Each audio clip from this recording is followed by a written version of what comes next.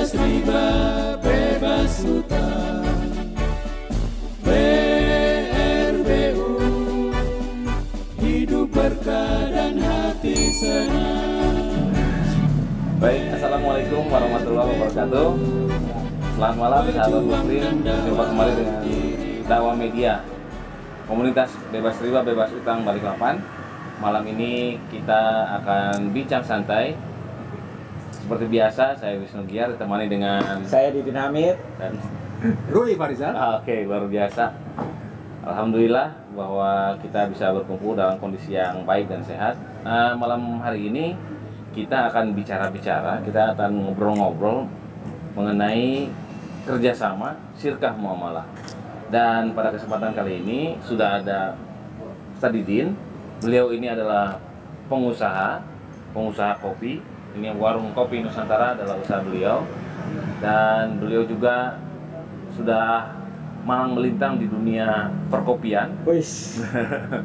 Sehingga produknya sekarang sudah mau ekspor ya Ustaz ya? Go internasional. Go internasional. Luar biasa. Nah, tapi di samping itu ternyata ada beberapa hal yang mungkin kita perlu ketahui tentang kerjasama antara Ustaz Didin dengan banyak orang. Nah, bagaimana polanya, bagaimana caranya bekerja sama, apakah sudah sesuai syariah atau belum, kita simak sama-sama. Assalamualaikum Ustaz. Waalaikumsalam warahmatullahi wabarakatuh. Alhamdulillah bihaya. Sehat ya. Alhamdulillah. Ustaz Ruli juga sehat ya. Alhamdulillah lelah. Banyak kegiatan lelah, tapi luar biasa masih menyempatkan waktu Belum untuk pulang ini. masih menyempatkan waktu untuk ngobrol-ngobrol. Kalau saya ini baru datang. Insya Allah bermanfaat ya. Nah, pertanyaannya pertama nih, Ustaz Didin, boleh dong ceritain gimana awal-awal merintis usaha kopi ini, Ustaz? Jadi ini juga pengalaman buat teman-teman yang mau berbisnis ya. Ini pengalaman ini. Kenapa? Latar belakang saya ini di lembaga keuangan. Jadi kebetulan kantor yang saya pernah bekerja itu divisi risetnya itu adalah divisi riset nomor 1 di dunia, salah satunya. Jadi waktu mulai berbisnis, ya saya juga paling tidak melakukan riset untuk melihat ke depan bagaimana bisnis ini akan berjalan, kan gitu. Kenapa? Berdasarkan pengalaman-pengalaman dulu nasabah-nasabah yang pernah saya tanganin, mereka juga kalau mau membuka suatu usaha, menambah usaha, mereka berdasarkan pengalaman atau riset yang sudah pernah dijalankan oleh mereka atau berdasarkan hasil riset yang dibuat oleh lembaga profesional. Nah, kebetulan saya ada teman, mereka jago di bidang riset. Kenapa? Hampir semua bisnis, atau bukan cuma bisnis, politik selalu berbasis dengan data riset. Kenapa? Riset itulah yang membawa kita arahnya kemana. Kenapa? Dari situ kita akan tahu ada peluang, ada hambatan, ada kekuatan kita di mana. Ya semacam analisis SWOT buat bisnis kita ke depan gitu. Terus ketemunya kopi. Jadi pertanyaan yang paling bagus ini dari Ustadz Ruli, kok ketemunya kopi gitu loh. Jadi tahun 2010 istri saya sudah bilang, ayah kenapa nggak berhenti aja kerja gitu kan. Kebetulan waktu itu saya ditugasin ke Medan. Di Medan saya ketemu beberapa pengusaha kopi, eksportir kopi, pemain roasting kopi. Dan waktu itu Indonesia belum booming kopi waktu itu. Terus setelah keluar belum keluar. Nah, sejak itu saya punya pikiran bahwa seandainya saya mau usaha, kemungkinan besar di kopi. Kenapa? Kopi itu relatif mudah dipelajari oleh semua orang. Gampang dipelajari. Misalkan menurut orang susah, ya kalau kita husnuzon, pasti gampang-gampang aja gitu loh. Karena itulah yang membuka pikiran kita jadi gampang, jadi ringan dalam berpikir gitu loh. Nah, setelah tahun 2015 saya ditugasin ke Kalimantan Timur di Samarinda. Setelah setahun saya akhirnya putuskan untuk berhenti. sebagai berhenti dengan posisi sebagai kepala cabang terakhir di Samarinda. Setelah berhenti saya udah putuskan saya akan bisnis kopi. Tapi nah ini ada tapinya nih, saya nggak tahu bisnisnya itu mulainya di mana. Inilah pentingnya riset. Jadi saya minta tolong teman, tolong bikinkan satu studi kelayakan kecil. Saya mau bisnis kopi. Saya pengen bisnis kopi di kota Medan, di Jakarta, di Surabaya, di Bali, di Kupang, di Pontianak. Akhirnya dibikinkan studi kelayakan lah dengan asumsi-asumsi yang saya sudah sampaikan. Di Medan saya ada rumah, di Surabaya saya ada ruko, ada rumah, ada tanah. Di Bali pasarnya ekspat banyak, pasarnya bule-bule banyak. Di Kupang saya ada keluarga di sana yang bisa membantu. Di Pontianak juga ada teman yang kira-kira bisa membantu. Tapi dari hasil riset itu, ya mungkin riset ini karena nggak berbayar ya, akhirnya hasilnya fair. Oh gitu. Hasilnya fair. Fairnya begini loh, nggak ada tendensi bahwa karena punya rumah di Medan atau punya rumah di Surabaya, punya aset di sini harus di situ. Ternyata nggak seperti itu gitu loh. Berdasarkan modelingnya dia. Iya, berdasarkan hasil riset SWOT-nya itu Ya. gitu loh. Terus dia bilang, Din, kamu coba bikin riset sendiri di Balikpapan. Coba data saya seperti ini loh. Yang paling penting itu indeks korupsi paling kecil di Indonesia itu di Balikpapan. Indeks korupsi paling kecil tahun 2015-16. Bukan itu indeks korupsi dengan kopi. Artinya apapun dokumen yang kita urus, kalau UKM kecil kemungkinan berbayar, artinya kita dimudahkan. Oke. Kan surveinya kan UKM waktu itu, karena Iya. saya baru mulai bisnis. Iya. Artinya kalau misalkan PTX besar, kalau dia mau ngurus dokumen bayar, itu mereka besar, bayar, wajar. Kalau kita yang baru mulai, suruh bayar, pokoknya kok banyak betul ininya gitu loh. Sejauh ini tapi terbukti ya? Terbukti, itu. terbukti. Jadi saya survei di Balikpapan itu, saya survei ada beberapa perusahaan kopi individu tapi besar, kira-kira hampir 20 ton. 20 ton. Balikpapan itu Balikpapan 20 ton. Ini datanya off the record. Kenapa? Tidak ada yang bisa riset sampai sedetail itu. Nggak ada. Mereka taunya cuma kafe. Oke. Mereka riset. Sekarang setelah hampir 5 tahun, kemungkinan pasar Balikpapan itu 30 ton 3 bulan per bulan. Per bulan gitu. Artinya dengan kapasitas 30 ton per bulan itu luar biasa besar gitu loh. Sementara saya makan tuh masih jauh di bawah itu. Belum 10%. Pak Didi ini kan salah satu pengusaha kopi, mereknya apa? Delkop ya? Iya. Delkop yang sudah berizin lah ya. Nah, saya melihat usaha Pak Didi ini membangun Delkop ini sangat rinci, tegas, perizinan, terus studi kelayakan atau mungkin ACCP ya segala. Ini jarang gitu loh. Ini jarang orang pengusaha, apalagi sekelas kopi ya di Balikpapan kopi. Saya baru dengar beliau yang sampai mengurusan ACCP, kemudian apalagi Ya jadi gini. kenapa gitu? Kenapa harus seperti itu?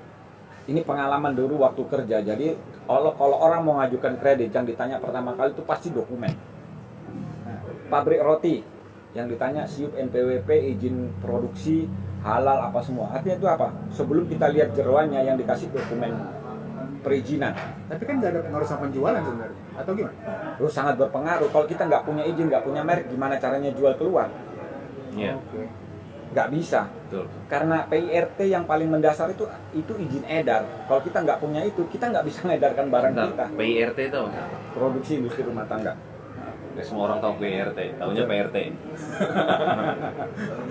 Lanjut. Ya, jadi waktu awal saya ngurus, pertama itu orang nyarankan jangan ngurus izin. Saya bilang nggak bisa. Pengalaman saya izin harus diurus dulu. Untuk apa? Nah ini poin paling penting buat teman-teman yang mau berusaha di BRBU atau X-Bank atau siapapun yang mau berusaha harus ngurus izin. Kenapa? Izin tuh melekat visi dan misi kita di situ. Kalau kita ngurus izin kopi, otomatis selamanya sepanjang kita nggak ganti surat izinnya, kita akan bergerak di koridor kopi. Iya.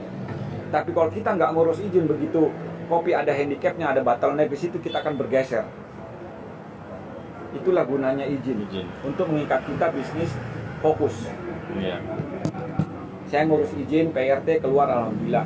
Warung ini punya izin sendiri, namanya SIUP, Surat Izin Usaha Pariwisata. Produksi pun punya izin, namanya SIUP, Surat Izin Usaha Perdagangan. Produksinya menggunakan izin PIRT. Halal? Setelah itu untuk naik kelas, kopi itu kalau di halal itu masuk di positive list. Artinya tidak diurus halal pun itu kopi pasti halal. Tapi ada problem, kopi itu halal kalau dia masih mentah. Tapi kalau sudah diproses, tidak ada jaminan bahwa kopi itu halal. Ada toib ya? Iya. Kalau sudah diproses. Kalau sudah diproses, jadi setelah di roasting itu belum tentu hasilnya itu halal. Kira-kira kalau nggak ada sertifikat halal, nggak ada auditornya yang muslim, yakin nggak kita itu kopi itu halal? Iya, betul. Jadi pentingnya seharusnya semua produk juga harusnya begitu ya. Harusnya, makanya sekarang UKM yang produksi makanan mandatori itu halal. Artinya diwajibkan oleh pemerintah untuk memiliki sertifikat halal atas produk yang dihasilkan. Setelah saya dapat halal, apalagi yang saya butuhkan untuk supaya saya menang di kompetisi? Katanya orang dari dinas perindustrian, katanya supaya menang kompetisi salah satu yang ngurus GMP. GMP itu Good Manufacturing Practice. Jadi gimana kita Bentar, Pak. Sebelum mengacu ke GMP tadi, sebenarnya visinya itu mau kemana sih setelah halal itu? Visinya lagi mau kemana tuh? Atau mungkin ditawarin? Oh enggak, jadi begini. Waktu saya masih bekerja dulu itu, saya udah tahu sertifikat makanan paling tinggi itu ada namanya HACCP. Hazard Analysis Critical Control Point. Artinya barang yang diproduksi dengan sertifikasi HACCP, satu, kesehatan, kebersihan, keamanan dijamin oleh pemerintah.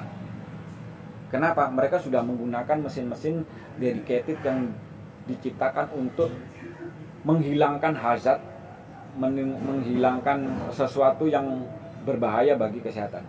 Ya, artinya kan ada visi yang mau dilaluin. Betul, karena begini loh. Hampir semua konglomerasi atau hampir semua pengusaha pinginnya apa sih? Pingin besar. Iya. Aja gitu. Tapi kan kita visinya kalau bisa umat Islam ini, pengusaha kopi ini harus besar. Jadi orang-orang Islam itu beli dengan sesama Islamnya gitu. Iya. Itu kalau besar itu artinya kan. Nah, untuk besar perlu disiapkan infrastruktur. Infrastruktur itu apa? Yaitulah kaki-kaki pondasinya. Kenapa? Supaya bisa kita menang kompetisi.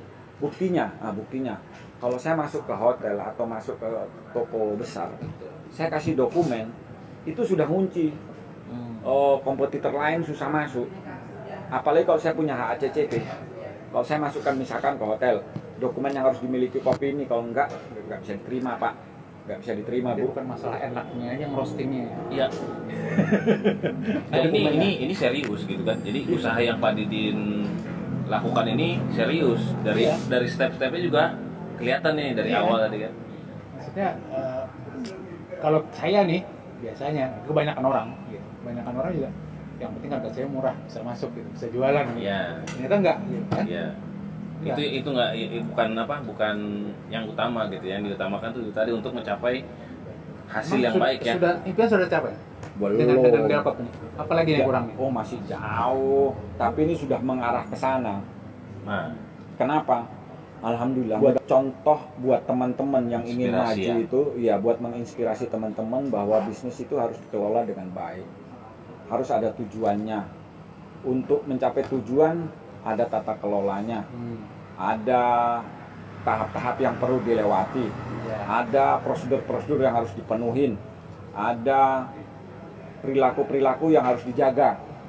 Nah, mungkin inilah perilaku-perilaku yang dijaga ini akan masuk di topiknya nanti ini. Nah, ini menarik. Oke, sejauh ini berarti usaha udah running well ya, Ustaz ya?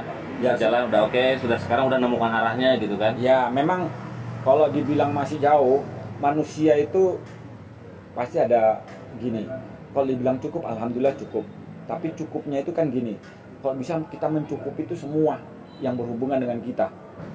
Karena saya ingat sekali itu 3 tahun yang lalu itu ini juga boleh direkam nih. Saya dapat tawaran dari Direktur Pengembangan Yayasan Dana Pensiun Universitas Surabaya. Bikin proposalnya. Saya bikin. Begitu ketemu sama direktur pengelola, ini data cuma dilihat sepintas. Kenapa tuh? Dia langsung nanya gini, oke, kalau lihat ini kita nggak usah bicara data lah. Kenapa? Saya ngelihat sepintas, tidak ada yang bisa bikin kayak gini lah. Dia bilang secara sepintas. Saya cuma kepingin tahu. Ya. Visi misi spiritual Bapak ini apa? Visi misi Itu orang universitas yang ngomong gitu. Iya. Yayasan pasti ya. Iya, orang yayasan. Dia Direktur Pengembangan Yayasan Dana Pensiun Universitas. Karena saya belajar itu ya belajar sama Ustadz Badar Nasir. Itu mengena banget gitu loh. Jadi visi misi spiritual itu gini. Ditanya, karena dia udah ngelihat hitungan ini, kecil kemungkinan kalau dia tanya saya nggak paham. Ya. Kecil kemungkinan ini. Termasuk asumsi-asumsi yang akan terjadi di sini, dia yakin bahwa kecil kemungkinan kalau dia tanya saya nggak paham. Jadi pertanyaannya dia apa visi misi spiritual? Saya bilang visi misi spiritual saya itu kaya, mati, masuk surga sekeluarga. Umum lah itu. Nggak ada yang sampai mati masuk surga sekeluarga. Belum tentu. Nggak ada. Belum tentu, jarang. Oh gitu. Itu kadang-kadang ada di hati ya sudah. Ada di hati tapi nggak Langsung. keluar, iya. Nah, ini langsung tapi nggak keluar gitu. Terus langsung bilang, saya ngajar di universitas ini udah mau 30 tahun, baru ketemu orang yang ditanya langsung jawab. Ini Iya. perilaku ya, ini perilaku sebenarnya kan. Pola pikir kan artinya. Betul. Pola pikir. Pola pikir. Dia tanya, itu visi misi spiritual? Iya, saya bilang. Apalagi? Banyak impian saya bilang. Saya kerja ini bukan cuma untuk saya kalau bisa kerja itu 1 tahun 10 bulan. 1 tahun 10 bulan aja saya kerja.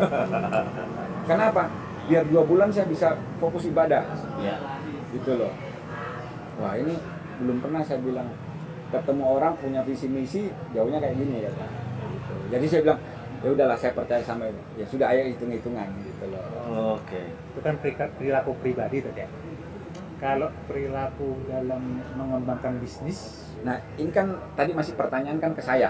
ya. Belum pertanyaan, belum berbisnis, bermuamalah, berhubungan dengan pihak ketiga selain keluarga kan Iya. gitu. Iya, iya, iya. Nah, ini nanti masuk poinnya karena itu kan masih menuju visi misi kita gitu loh. Betul. Ya, artinya udah dapet nih visi misinya seperti itu kan. Betul. Nah, dalam perjalanan kan ada tuh. Artinya apa? Kalau harapanmu masuk surga, otomatis perilakumu harus dijaga dong. Kan gitu. Betul, saya ini masih berusaha untuk jadi yang baik gitu. Saya tahu ini kurangnya banyak banget gitu. Kenapa? Inilah mode pencucian lagi on. Dulu makannya apa, sekarang lagi dicuci. Maksudnya? Dulu kan kerjanya di tempat riba. Oke. Artinya kan ya perilaku ini kan lagi dilurusin gitu loh. Ya. Ya. Mungkin masih belum, nanti bilang Sayyidina Ali aja bilang unzur makala wala tanzur mangkala, lihat apa yang dikatakan, jangan lihat siapa yang mengatakan. Jadi dia bilang Didin itu ya pemakan riba aja dulu, bisa jangan. Iya dulu. Nah, Tuh. Kamu lihat nasihatnya, jangan lihat saya yang bilang kalau ditutup. Ayo dengar gitu loh. Nah, setelah bisnis ini mulai jalan, saya berhubungan dengan banyak teman-teman muslim. non-muslim juga ada loh. Ada. Iya. Kan banyak berhubungan dengan teman-teman muslim. Artinya yang sedikit itu kan non muslim kan gitu. Oke. Artinya ada. Nah, sepanjang saya berhubungan ini, yang saya rasakan ini justru teman-teman dekat saya itu, yaitu tadi ngomongnya di lidah syariah, di kepala dan perilakunya itu kapitalis. Wah, Ini dia. kupas nih. Ya, Oke. Mari minum dulu. Kenapa Pak Didin bisa ngomong itu gitu loh? Mungkin saja Pak, beda sama kita dalam satu komunitas ya, gerakannya sama gitu kan, didikannya mungkin ya insya Allah sama gitu ya. Bisa jadi orang luar kan belum memahami itu. Artinya bisa dibilang mungkin Pak Didin bisa lihat, oh ini orang ini masih belum, atau mungkin orangnya sudah gitu, sudah paham. Ya, Ini gambarannya seperti apa? jadi kayak gini. Kadang-kadang kita nggak bisa menafikan bahwa Muslim itu yang sekarang itu kita tahu identik sama apa? Sama jenggot, Ustaz. Oke. Maaf Ustaz Wiku. Ya, artinya dengan celana cingkrang atau apa kan gitu. Ya. Itu kan membawa kita suatu pola bahwa Muslim itu harusnya memberi contoh. Dia kayak gini nih. Ya. Cara berpakaian, cara memperlihatkan bahwa dia Muslim, oh dia harus begini gitu. Muslim taat lah ya. Iya, Muslim artinya yang kan. enak. Iya, nah saya ini bermama ingat sekali. Ada seorang ustadz, bisnisnya dulu macam-macam, bilang sama saya begini. Ana ini dulu bisnisnya bisnis X. Oke. Banyak menjual barang X. Jangan X loh. Iya. Dia enak loh. Oke. Kan bisnisnya X. Jualnya X kenapa satu line? Satu garis. Satu garis kan Satu gitu. garis. Satu garis. Iya, iya. X kan nggak enak. Nanti dia punya bisnis Y. Oke. Nah, kan gitu. Iya iya. Dia punya bisnis Z juga gitu loh. Nah, Jadi perusahaannya X, dia jual X. Barang ini dia titipkan ke orang-orang yang dianggap kalau bermuamalah akan takut sama Allah. Kalau menyimpang, ini boleh, ini kesaksian ini, boleh tanyakan ke orangnya nanti. Tapi X juga. Tapi X ya. Jadi gini, orang mungkin kalau dengar juga mesti ingat ini. Dia bilang, Ana ini banyak yang membantu jualan dari komunitas masjid. Komunitas masjid di X. Gitu. Ustadz X ini memberi barang untuk dijualkan ke komunitas M. Komunitas M. ya L ya. Ya. MI. Nah, kan gitu. Komunitas MI. Kemudian banyak barang mereka ambil. Barang terjual, uang nggak ada. Oh, Itulah salah satu bikin yang Ustadz X ini terjepit riba juga waktu itu. Karena modalnya nggak kembali. itu kejadian Kejadian betul. dengan Jakob. Bukan, maksudnya Ustadz itu ngasih tawane. Oh gitu. Jadi yang berjenggot, yang dahinya hitam, Ya. itu oknum. Betul. Jangan digeneralisasi bahwa yang ini Makanya tadi. membawa nama Islam. Artinya begini, tidak semua orang yang berpenampilan ya, namanya Muslim itu juga paham tentang muamalah, Bukan cuma malah paham agama. paham agama. Betul. Oke. Nah, barangkali memang mereka tidak tahu atau belum tahu. Di luaran kan banyak ya orang sudah mengajarkan tentang kembali ke akidah, kembali ke syariah gitu. Tapi ketika bicara muamalah sangat jarang, Iya.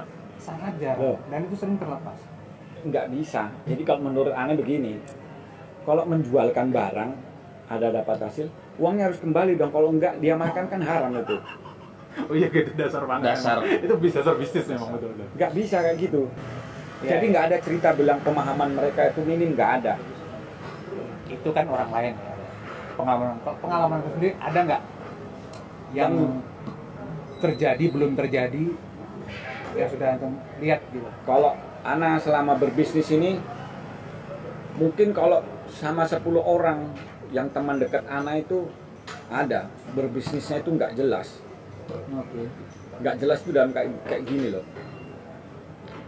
Ada seseorang yang sudah pesan misalkan kopi 25 kilo, tolong masukkan packaging XXXX gini. Oke. Iya. Oh, dibuatkan sendiri ya. Iya, ada bikin gitu loh.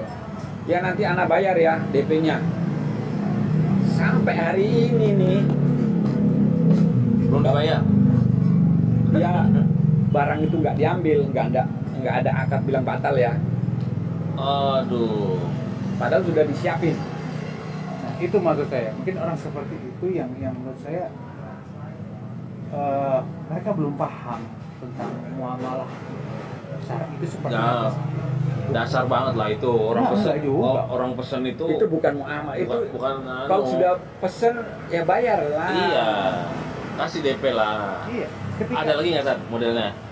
Ada. Yang lain. Contohnya misalnya. Itu misalkan itu salah satu. Ya. Satu lagi pesen barang sama anak, pesen kopi sama anak, giliran mesin itu ada bermasalah sama anak, nekennya itu kayak anak ini kertas yang terbuka gitu loh. saya pernah merasakan itu. Maksudnya gimana? Jadi ada keterlambatan gitu? Bukan. Keterlambatan supply atau gimana? Jadi begini, Ustadz ini pesan sama anak mesin X. Ini Ustadz Mesin? ya mesin. Mesin ya? Ya mesin. Oke. Raw material buat makan mesin ini pesan sama anak. Ya. Begitu mesin Ana udah bilang ini mesin juga ini Ana beli sama orang, jadi kalau mau ngurus garansi langsung di sana. Ana ini cuma mengganti. Ana bilang Ana ada ambil untung karena Ana ini bisnisnya di sini Ya. gitu. Sudah dibilangin begitu bener mesinnya, bilang kalau dia dipekerjakan tidak dengan proper bermasalah hubungi sama sana.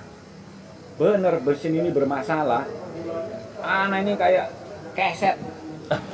Iya, iya. Betul. Giliran mesin yang beli di tempat lain bermasalah, dibiarin aja. Padahal anak yang tunjuk, anak belinya mesinnya sama-sama di sini loh. Contoh ketiga, Ustadz, tolong ajarin anak bikin kopi. Iya. Oke. Anak nggak ngerti sama sekali. Yakin nggak ngerti? Ya, anak ke tempatnya. Oh ya memang nggak ngerti. Nanti anak beli sama antum. Oh ya harapannya kan anak tidak kena cas biaya. Harapannya kan ya udah repeat ordernya sama anak. Sampai hari ini janji aja. Pernah kesini juga. Anak tanya kenapa? Mulai curcol. Ya artinya gini loh. Dia kan janji. Ya. Harapan saya itu kan kita barter, beli barang saya, gitu loh. Kenapa? Sudah, dia bisa jualan dengan harga yang paling minim. Ini. Harga saya sama tempat lain sama kok. Contoh keempat, itu misalkan dia tidak beli sama aneh juga memang belum rezeki. Jadi pemahaman itu nggak itu, cuma bahwa dia berjanji itu hutangnya dia. Janjinya itulah hutangnya ke dia. Iya. Tunaikan dulu janji itu, gitu loh. Iya. Kalau masalah dia nggak beli sama aneh nanti berikutnya rezeki itu, Akhlak. nah rezeki itu akan nyari kita Iya. nggak bisa kejar itu rezeki. Itu salah satu. Ada juga yang nawarkan sesuatu ke sini, nawarkan sesuatu, anak bilang oke ini buat kemajuan tempat antum nih. Nah, kalau itu memang tabiat ya Pak Ferry. Iya. Iya. Artinya- Akhlaknya juga nggak bagus. Ada juga yang sudah beli produk aneh, enak, coba bareng sama enak, balik ke sini 2 bulan, kopi antum nggak enak, udah 2 bulan, gimana nggak dibuka 2 bulan? Iya. Akhirnya anak suruh sini, belajar ayo. Jadi itu seninya ya, seni dalam berusaha, berwirausaha itu seperti itu. Iya. Jadi macam-macam gitu ketemu. Ternyata banyak ya orang-orang Ada. aneh gitu. Ada juga yang datang ke tempat aneh, dia bilang anak mau usaha kopi, tapi begitu anak dengar dia punya usaha X, dia bilang begini, yang penting kita udah dapat dari orang lain, kita nggak peduli mereka seperti apa, yang penting udah dapat di depan nih. Aku bilang wah ini otaknya ini jahil banget gitu loh. Kalau kapitalis enggak juga sih, karena kapitalis yang baik juga banyak gitu loh. Iya. Ini kan menjahili, menzolimi. Ini pemikiran teman. ya, pemikiran ya. Jadi mungkin karena ada anekdot ya, pernah dengar ya. Kenapa orang Indonesia itu otaknya mahal harganya dibandingkan dengan orang Eropa atau orang Amerika? Tahu kenapa? Ya ini salah satunya. Mahal, bahkan secondnya pun mahal. Karena nggak pernah dipakai. Ada kan pernah denger ya, Iya, kayak iya. gitu. Jadi mungkin ini implementasinya. Iya, jadi mahal. Nah itu, habis gitu Ustadz ini ke rumah aneh, beli Ustadz. Oh iya, tapi anak mahal loh. Kan dia cari kopi yang enak. Enak dan murah. Kalau enak dan murah ada, cuma kan menurut dia nggak cocok.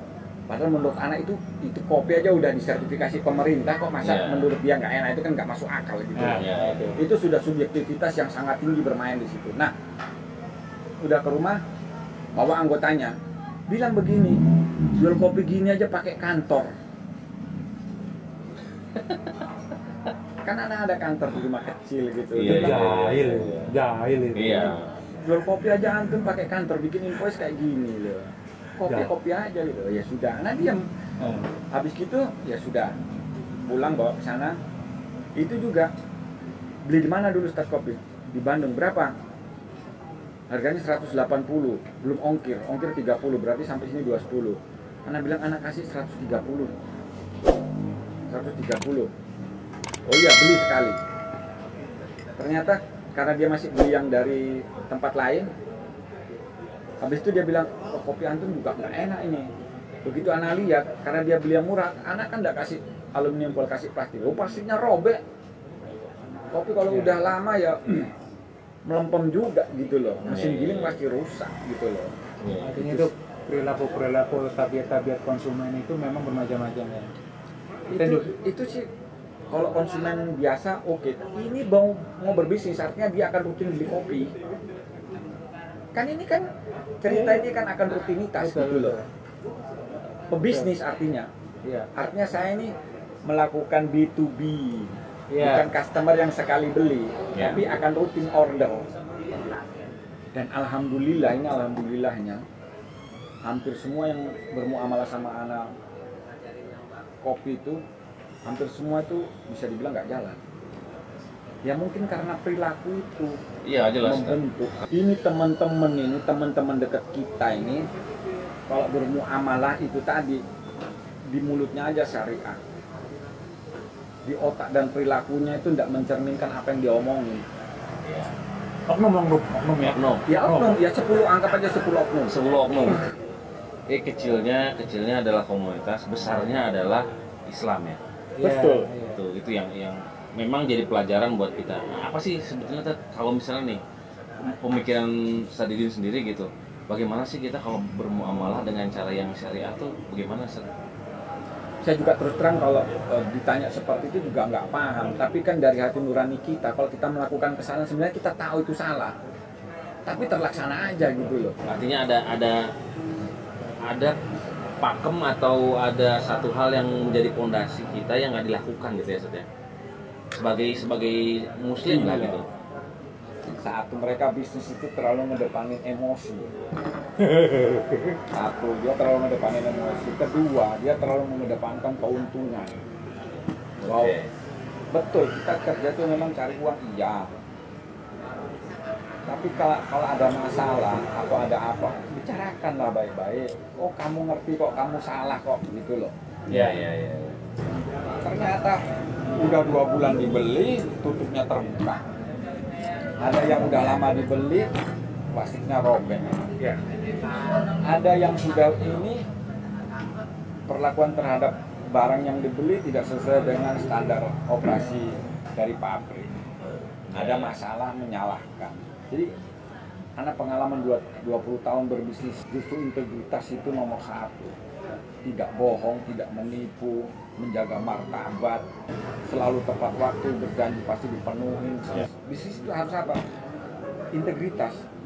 Integritas kayak gini, seperti mungkin yang berapa minggu lalu anak pernah cerita, bahkan ada seorang filsuf Katolik dari Jogja itu bilang begini loh. Mungkin minggu lalu tangan Iya, bilang betul. itu ya. Minggu lalu. Tujuan manusia berkarya adalah mengabdi pada profesi, sementara rezeki mengalir karena prestasi dan reputasi. Prestasi dan reputasi adalah akhir suatu pencapaian usaha tujuan itu gitu loh. Iya. Loh kalau kita prestasinya bagus, reputasinya bagus, orang pasti cari kita Pak. Misalkan Daily Coffee, kopinya bagus, kopinya enak, kopinya bersertifikat. Orang akan cari kok. Iya. Kenapa aku percaya? Kenapa pemerintah yang jamin dia punya gitu Iya. loh. Artinya itu rezeki itu sejalan dengan integritas. Kalau integritasmu buruk, ya itu tadi yang saya bilang teman 10 ini untuk di bisnis yang sama-sama saya, dia pasti terpuruk. Karena integritas itu nggak ada. Banyak ya kita dengar ya, pokoknya kalau bisnis itu bermuamalah itu jangan lihat fisik, jangan lihat apa, tapi selami dulu gitu kan. Don't judge the book by its cover. Jadi Nah. jangan nilai seseorang itu, jangan nilai buku itu dari tampilan depannya. Iya. Ya, itu sudah. Tadi ini Meskipun tatonya tebel, tapi Hatinya melo. Tadi ini juga pembaca buku loh, readers sejati ini rupanya. Jadi banyak buku-buku yang sudah dibaca, jadi referensi. Senang kalau ngobrol-ngobrol sama beliau nih, banyak ini ya nggak cuma pernah baca aja. pernah baca. Hampir 1000 ya bukunya, lebih ya. Anak punya buku itu mungkin 10.000. Wah, 10.000. Baca semua tuh. Baca semua. Banyak. Ya, Saya lupa tapi. dia luar biasa. Ada saran ya, kalau misalnya kita itu, oke lah, kita mungkin bagi kita ingin yang menonton ini kan bukan cuma Jadi warga BRBO ya. anak saran. Nah, Ini itu. saran paling penting ini. Kalau kita bermuamalah, kalau menurut anak ini mungkin bisa bikin orang yang kelihatannya sakit hati sebenarnya ini. Tapi dari situlah kita bisa tahu kita bisa berbisnis atau tidak dengan dia. Tanya aja dia, antum kira-kira yang antum makan masih ada haram-haramnya atau tidak? Wih. Coba perhatikan, antum dapat uang dari mana? Caranya berbisnis gimana? Ada haramnya? Kalau masih dia bilang ada, skip, Tinggalkan. tinggalkan. Itu saran ya. Satu, kedua. Satu, ada lagi Sat? Itu yang paling poin utama. Utama. Kalau dia sudah makanan yang halal dan thayyib, mustahil. Mustahil. Artinya kan tidak ada neraka di dalam sininya. Iya, iya. Iya, iya. Artinya kan yang keluar ahsan. Ah, Baik-baik terus. Iya. Anak bilang self assessment, bikin aja catatan kecil apakah saya pernah begini apa begini. Itu loh yang kadang-kadang banyak orang sebetulnya paham ya, tapi dia nggak ngeh gitu loh. Betul. Iya kan? Dia tahu. Dia tahu tapi aplikasinya iya aplikasinya susah. Atau mungkin lebih tepatnya harus tahu diri lah ya. Nantinya integritas pun juga nanti akan kemana-mana gitu ya. Kalau integritasnya Iyalah. kurang. Iya ya. Pasti itu. Jadi yang perlu dikembangkan itu tadi adalah ya sikap dulu sebetulnya. Sikap perilaku kita sesuai enggak gitu kan. Ya pemahaman kita tentang halal haram itu nomor satu sebenarnya. Itulah yang mempengaruhi tentang bisnis. Jadi artinya harus belajar lah ya. Iya. Betul. Sebelum itu ya harus belajar, harus paham dulu. Dan kalau bisa memang orang itu betul-betul sudah kita tahu gitu loh. Oh, beliau sudah ngaji misalnya gitu. Sudah ngaji. Jadi kan tinggal peningkatannya kemana seperti itu. Ya banyak lah itu Pak. Intinya yang pelatihan syariah seperti itu kan banyak ya. Iya. Tinggal mana kita ambil poin-poinnya yang harus Betul. kita ambil. Nah itu, tapi itu kan kepemahaman itu harus benar-benar bisa merasuk di jiwa gitu. Kenapa? Kalau cuma sekedar paham, banyak yang orang paham kalau bermasalah. Gitu. Oke. Baik. Good. Harusnya kita Luar buat biasa. seri kedua ya. Iya, harusnya ada seri kedua. Luar biasa. Baik, masih ada pertanyaan barangkali? Cukup. Ya. Sadidin luar biasa, terima kasih banyak bincang-bincangnya. Ya, mudah-mudahan- Santai, mudah-mudahan. tapi kena ini cukup mengena dari apa yang kita planningkan sebelumnya, bahwa bermuamalah itu ternyata tidak semudah membalik telapak tangan. Ya. Jadi kita harus belajar, terutama kepada mereka-mereka yang sudah pernah mengalami, sudah pernah melakukan. Betul. Mudah-mudahan kita ini diingatkan bahwa kalau kamu melenceng pasti ada getaran gitu. Aduh salah nih. Iya. Ana yakin kalau Ustadz Wisnu salah, Ustadz ini salah itu pasti ada satu Berasa ya. gak enak. Bisa jadi dia secara fisik keringetan, aduh salah ini, Iya, aduh, iya. jadi nervous gitu loh. Iya. Itu kan menunjukkan gitu loh. Mudah-mudahan kita dilindungi dari hal-hal yang bisa merusak kita gitu. Kenapa? Kita kasih makan anak, kasih makan keluarga itu dari uang yang betul. Baik, sahabat muslim sekalian, demikian bincang santai kita dengan Ustadz Didin dan Ustadz Ruli Farizal. Mudah-mudahan kita bisa ketemu lagi di kesempatan lain dengan narasumber yang lainnya. Terima kasih atas segala perhatiannya. Assalamualaikum warahmatullahi wabarakatuh. Pejuang dan dakwah anti